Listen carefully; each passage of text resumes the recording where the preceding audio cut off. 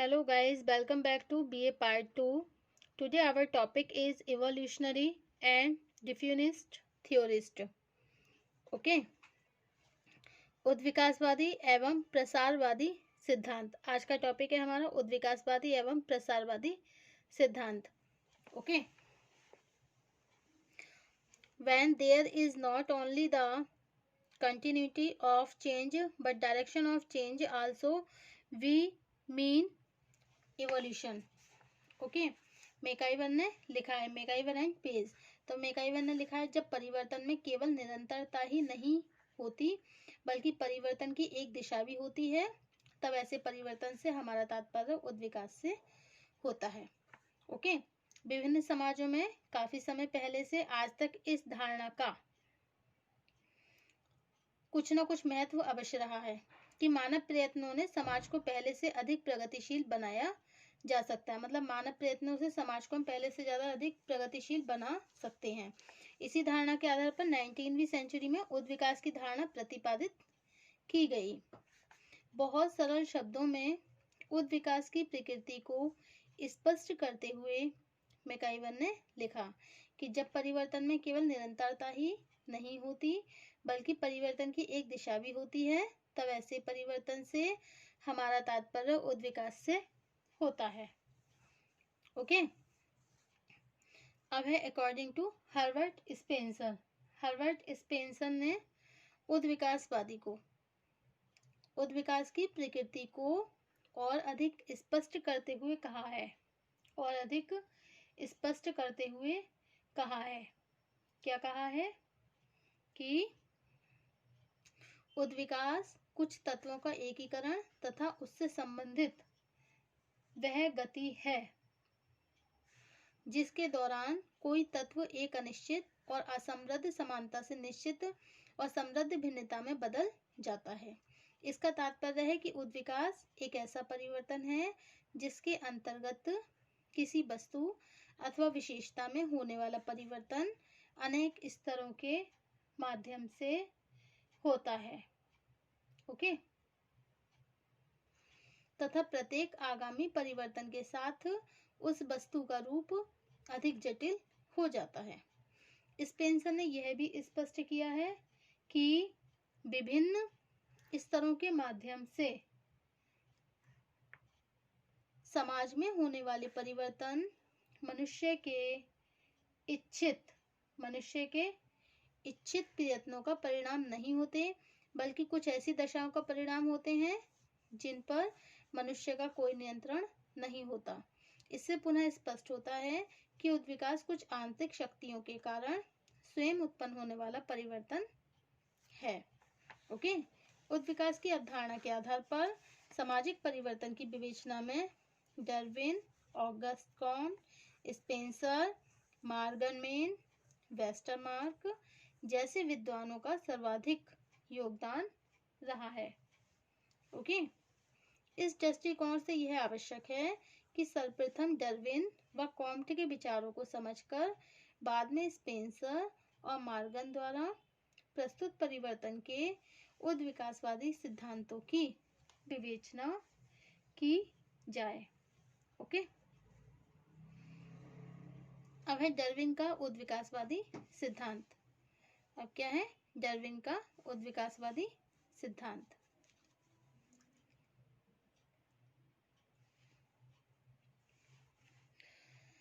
तो डार्विन का उद्विकासवादी सिद्धांत। डार्विन ने उद्विकासवादी सिद्धांत को स्पष्ट करते हुए बताया कि आरंभ में प्रत्येक जीवित वस्तु का रूप अत्यधिक सरल होता है। कैसा होता है? अत्यधिक सरल होता है।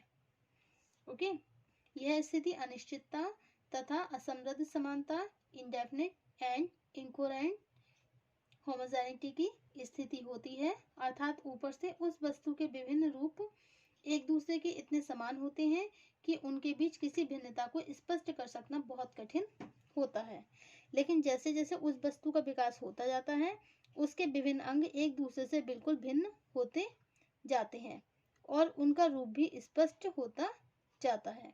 उदाहरण के लिए हम एक बीज को ले सकते हैं जिसका रूप आरंभ में बिल्कुल सरल होने के बाद इसका आगामी रूप एक वृक्ष के रूप में बिल्कुल अनिश्चित हो जाता है।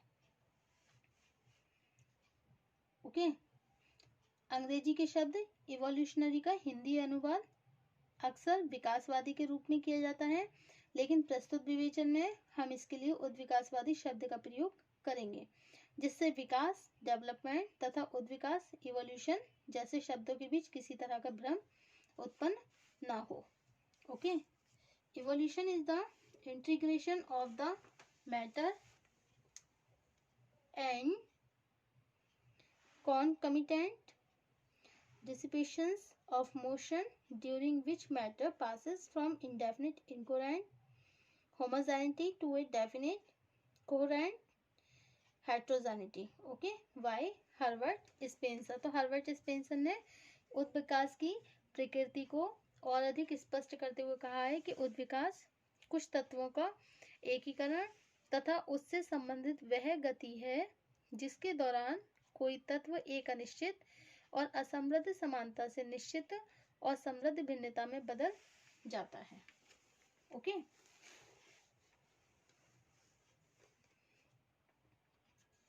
अब डार्विन का उद्विकासवादी सिद्धांत। डार्विन ने उद्विकासवादी सिद्धांत को स्पष्ट करते हुए बताया है कि पहले व्यक्ति का जीवन सरल होता था। यह स्थिति अनिश्चितता, असमृद्ध समानता की स्थिति होती है। ऊपर से उस वस्तु के विभिन्न रूप एक दूसरे के समान होते हैं और उनके बीच भिन्नता को स्पष्ट कर सकना कठिन होता है। ओके। उदाहरण के लिए जैसे बीज को लेते हैं, लेकिन उसका आगामी रूप एक वृक्ष के रूप में बदल जाता है। ओके। लेकिन इस बीज के एक पेड़ के रूप में परिवर्तित हो जाने के बाद इससे संबंधित सभी अंग एक दूसरे से बिल्कुल पृथक होकर भिन्नता की स्थिति उत्पन्न कर देते हैं और इस प्रकार उस बीज के विभिन्न भागों की पारस्परिक समृद्धता स्पष्ट होने लगती है। यह दूसरी स्थिति निश्चित और समृद्ध भिन्नता की स्थिति है। इसमें प्रत्येक अंग की स्थिति सुनिश्चित हो जाती है और वे पृथक कार्यों द्वारा उस वस्तु के पोषण में सहायक होते हैं। जैसे जड़ें भोजन प्राप्त करती हैं, पत्तियां टहनियां धूप और वायु ग्रहण करती हैं, पेड़ की छाल ऋतुओं के प्रभाव से पेड़ की रक्षा करती हैं। इसका तात्पर्य यह नहीं है कि यह विभिन्न अंग एक दूसरे से पृथक हो जाते हैं, बल्कि वे केवल कार्य के क्षेत्र में एक दूसरे से पृथक होते हैं। ओके। केवल कार्य के क्षेत्र में एक दूसरे से पृथक होते हैं। किसी भी अंग पर पड़ने वाला प्रभाव दूसरे सभी अंगों को प्रभावित करता है और इसलिए उनके बीच कोई स्पष्ट पृथकता नहीं रह जाती है। ओके। कोई भी स्पष्ट पृथकता नहीं रह जाती है। उद्विकासीय प्रक्रिया एक क्रमिक प्रक्रिया है जो अनेक स्तरों के द्वारा परिवर्तन की स्थिति उत्पन्न करती है। उदाहरण के लिए मनुष्य के शरीर में प्रतिक्षण परिवर्तन होता रहता है, लेकिन यह परिवर्तन इतना क्रमिक और धीमी गति से होता है कि निश्चित नियमों पर आधारित होने के बाद हम इसको देख नहीं पाते। उदाहरण के लिए मनुष्य के जीवन में शैशव, बाल्यकाल, किशोरावस्था, युवावस्था, प्रौढ़ावस्था, वृद्धावस्था विभिन्न स्तर हैं जिनका रूप उद्विकासवादी प्रक्रिया द्वारा परिवर्तित होता है। अब सेकंड पॉइंट है कॉम्ट का सिद्धांत। ऑगस्ट कॉम्ट केवल समाजशास्त्र के जनक ही नहीं है, बल्कि समाज के वैज्ञानिक चिंतन में उन्हें इसलिए भी महत्वपूर्ण माना जाता है कि आपने सबसे पहले यह अवधारणा प्रस्तुत करी कि मनुष्य का बौद्धिक विकास अथवा दूसरे शब्दों में विचारों में होने वाला परिवर्तन सामाजिक परिवर्तन का सर्वप्रमुख कारण है। ओके। समालोचना। कॉम्ट ने 3 स्तरों के नियम लॉ ऑफ 3 स्टेजेस के द्वारा मानव चिंतन और परिवर्तन के रूप को एक रेखीय अथवा उद्विकासवादी क्रम में प्रस्तुत करके एक महत्वपूर्ण कार्य किया। ओके। अब है स्पेंसर का सामाजिक उद्विकास का सिद्धांत। डार्विन के उद्विकास के आधार पर स्पेंसर ने सामाजिक उद्विकास की अवधारणा का प्रतिपादन किया। आपका विचार है कि उद्विकास की प्रक्रिया केवल जैविकीय परिवर्तन के क्षेत्र में ही देखने को नहीं मिलती, बल्कि सामाजिक जीवन, सामाजिक संस्थाएं और सांस्कृतिक प्रतिमानों में भी उद्विकास परिवर्तन को स्पष्ट रूप से देखा जा सकता है।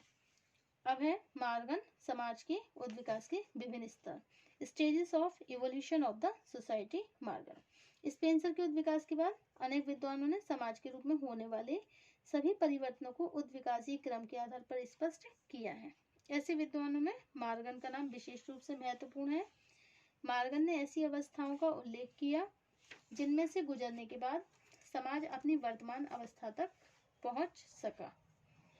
अब है संक्षेप में जंगली अवस्था से लेकर वर्तमान सभ्य समाजों की अवस्था तक पहुंचने में यह स्तर निम्न प्रकार से रहे हैं। फर्स्ट है जंगली अवस्था, सेवेज स्टेज। सामाजिक जीवन के इतिहास में यह पहली अवस्था है जिसमें मनुष्य का जीवन बिल्कुल बर्बर और निशंस था। ए, जंगली जीवन का निम्न स्तर। जंगली जीवन का निम्न स्तर, इसमें लोग कच्चा मांस खाते हैं, पेड़ों की जड़ें और छाल खाकर जीविका निर्वाह करते हैं, स्वच्छंद रूप से यौन संबंध स्थापित करते हैं और वृक्षों और गुफाओं में अस्थायी रूप से रहते हैं। सेकंड पॉइंट है आपका जंगली जीवन का मध्य स्तर। इसमें क्या करते हैं, शिकार को आग में भूनकर खाते हैं और कुछ विद्वानों का विचार है कि सामूहिक जीवन का आरंभ भी इसी स्तर से हुआ। नेक्स्ट है जंगली जीवन का उच्च स्तर। इसमें लोग समूह के सदस्यों के बीच यौन संबंध बहुत ढीले होते हैं। इस प्रकार समूह के आकार में वृद्धि हुई और संघर्ष व्यक्तिगत न होकर सामूहिक हो गए। अधिकांश संघर्ष पत्थर के सामान्य हथियारों से होते हैं, इसलिए इस काल को नूतन प्रस्तर युग भी कहा जाता है। जंगली अवस्था का यह अंतिम स्तर है जिसका आरंभ धनुष बाण के आविष्कार के साथ हुआ। ओके, और इस स्तर में पारिवारिक जीवन का भी आरंभ हो गया था। बर्बरता का स्तर, इसमें बर्बरता का निम्न स्तर, बर्बरता का मध्य स्तर, जिसमें निम्न स्तर में क्या आता है, निम्न स्तर में आता है ये लोग परिवार का कुछ स्पष्ट सा हो चला था, जैसे बर्तन बनाने की कला, उनके प्रयोग की विधि सीखने के समय से माना जाता है। ओके, सेकंड है बर्बरता का मध्य स्तर, इसमें ईंटें बनाने की कला इन्होंने सीखी थी। और बर्बरता के उच्च स्तर में इन्होंने पुरुषों और स्त्रियों के कार्य से स्पष्ट हो गया कि श्रम विभाजन किस प्रकार बढ़ना चाहिए, जैसे लोहे के नोकदार तीखे हथियारों का निर्माण भी इस युग में हुआ। अब है सभ्यता का स्तर, जिसमें निम्न सभ्यताएं आती है, मध्य सभ्यताएं, उच्च सभ्यताएं आती हैं। अब है उच्च विकास के सिद्धांत की समालोचना।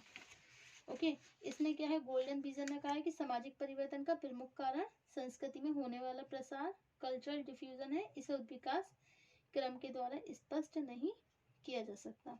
ओके, अब नेक्स्ट पॉइंट आएगा हमारा नव उद्विकासवाद, new evolutionism. Okay, thank you for watching my YouTube channel.